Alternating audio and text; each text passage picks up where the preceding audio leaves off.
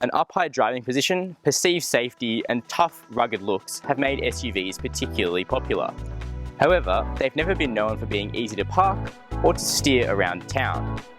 Off the back of a European trend to downsize these cars, Holden has beaten all of its competitors to the mark in launching a subcompact SUV for our market. It's called the Trax.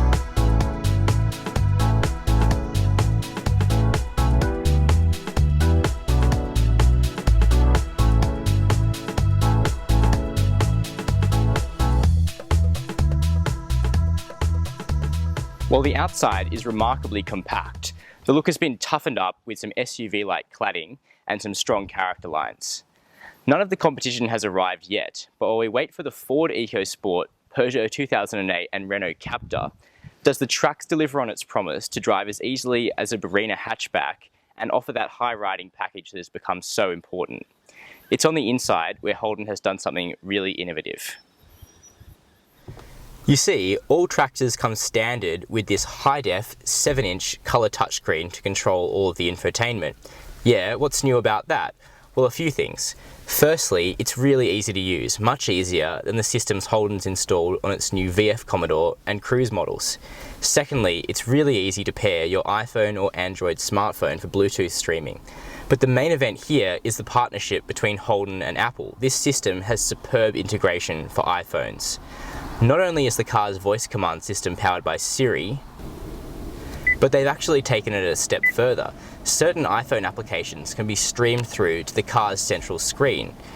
The Trax doesn't have standard satellite navigation, but what you can do is download an iPhone app called Bringo for about $60, and suddenly you have a fully fledged, continuously updating satellite navigation system coming through the car's screen. Ingenious.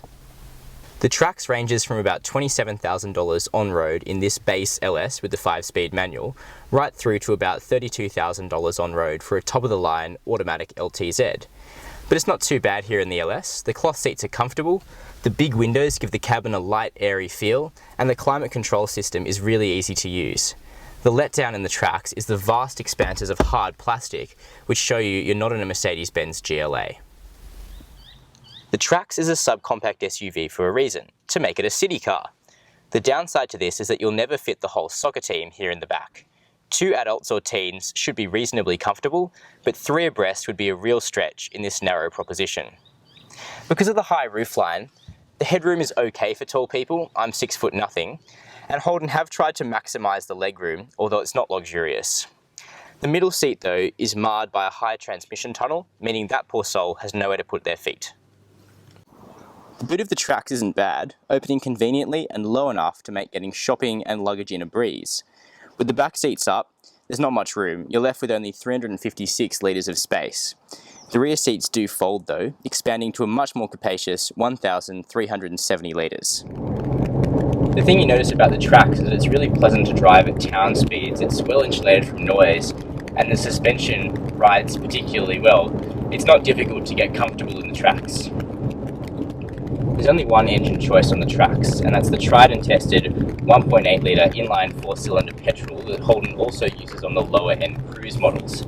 Now it's surprising that Holden didn't opt for the much improved 1.6 litre turbocharged 4-cylinder that they use on the Cruise SRI, because not only does this engine reduce fuel consumption with the turbocharger, but it also injects some much needed soul. The Trax makes 103 kilowatts of power and 175 newton meters of torque. There's a fairly wide torque band which is useful, particularly in the manual. But peak power isn't actually achieved until just under redline, which means you have to keep working the Trax pretty hard to get the most out of the car.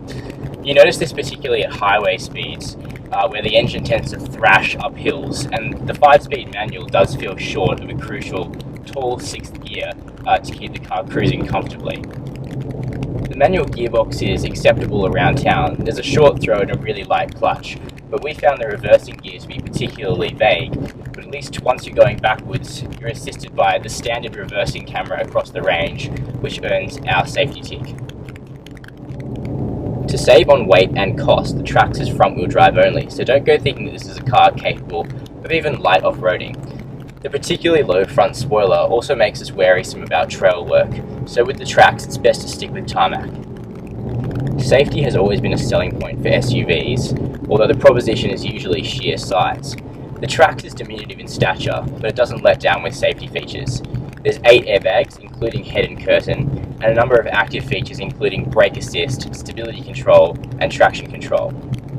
On top of this, there are some handy features like rear parking sensors which integrate with the camera on the screen, and also hill hold for manual models, although we found that this isn't as intuitive as on the Ford Fiesta EcoBoost.